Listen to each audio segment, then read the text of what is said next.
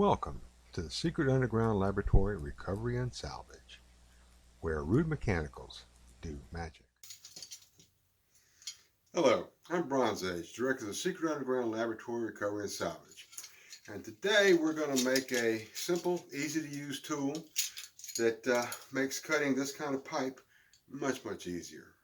If you take apart any lamp made practically anywhere in the world over the past century and a half or however long they've been making electric lamps, you're going to find this kind of pipe. It's got this thread on it, which is known as 1/8 inch iron pipe, 1/8 inch IP. And this actually goes back to the days of gas lights. Gas came into the house through a pipe about so big, and by the time it got down to the individual light fixtures, it was this big. 1/8 inch referred to the inside diameter, which for electrical pipe is no longer like that, it's much bigger. But when they were converting all the gas lights over to electric, they had a lot of hardware for this size, and that became basically the default for the smallest electrical wiring pipe that was used.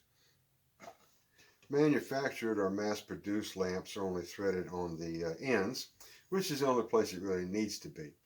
But if you're making a lamp or repairing a lamp, the pipe you buy is going to have threads from one end to the other. I buy it in bulk in 3-foot pieces, which is about the most economical. But you very rarely need a piece of pipe 3 feet long. And cutting this is kind of difficult because you can't clamp it in a vise or you'll damage the threads. Even if you manage to not damage the threads, you might actually crush the pipe because it's not that strong. It's made for holding up a light bulb and really very little else. The tool starts off with a piece of standard hardware. This is a 3/4 by 3/4 by 1/8 inch iron pipe coupler. It's made for joining two pieces of pipe together, and it can be found in any hardware store where they have a good selection of lamp parts, and it can be found also at any of the online lamp part suppliers. And I see that I do need to order some more because I've only got 2 left after this job. Now all the layout is done simply by eye. There's no need to measure.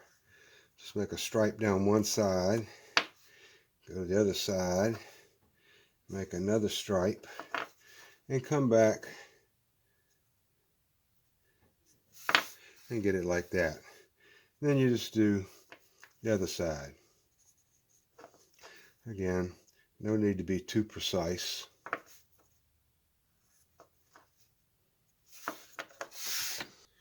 Next we need to make 2 flat spots on opposite sides. Clamp it here in the vise. And there's a couple of ways to do this. The simplest is just simply take a big flat file and sit there until you've got a flat spot about a 1/4 inch wide or so. That's kind of time consuming. If you have a grinding wheel, which a lot of shops have, that's also fast, but you should clamp this in a pair of vice grips. Don't try to hold this in your fingers against a grinding wheel. I prefer handheld grinding.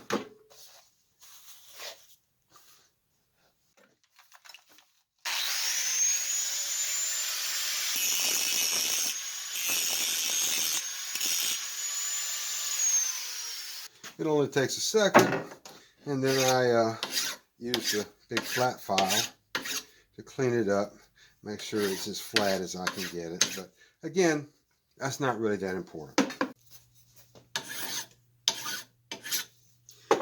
Now that I've got the other side flattened, and they both look fairly straight, I'll turn it 90 degrees, put it up, and we're going to cut this thing in half with a hacksaw.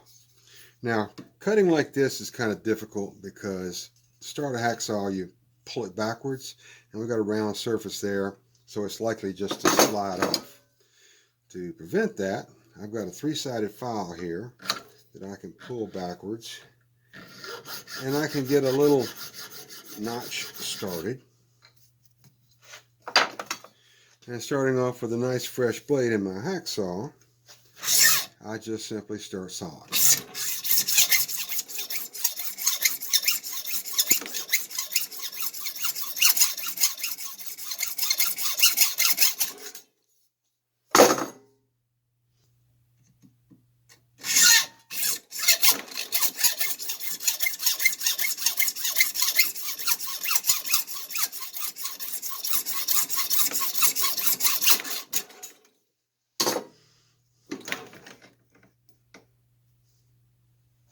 Now the last step in assembling our tool requires a little bit of duct tape. And this forms a hinge which holds it together when we're trying to use it. Now using the tool is fairly simple. You start by marking your pipe. I prefer using a piece of masking tape because chalk or even the Sharpie and stuff like that doesn't always show up well on a steel pipe. And you just put this around,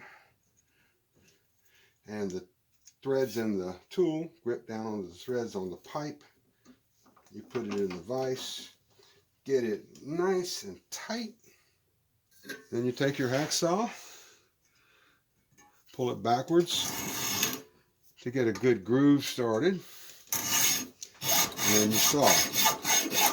Hold the hacksaw straight, looking straight down it, even steady stroke.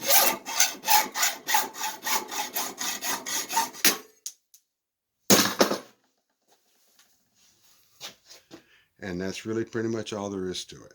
So this is Bronze Age for the Secret Underground Laboratory, coming to you from the lamp bench where we've shared a little bit of the magic that the Rude Mechanicals do. I would hope that you would like and subscribe if you haven't already. I try to put out about one video a week. Sometimes it's about lighting, sometimes it's about furniture, but it's always something. I appreciate it if I could see you again next week. And again, thank you for watching.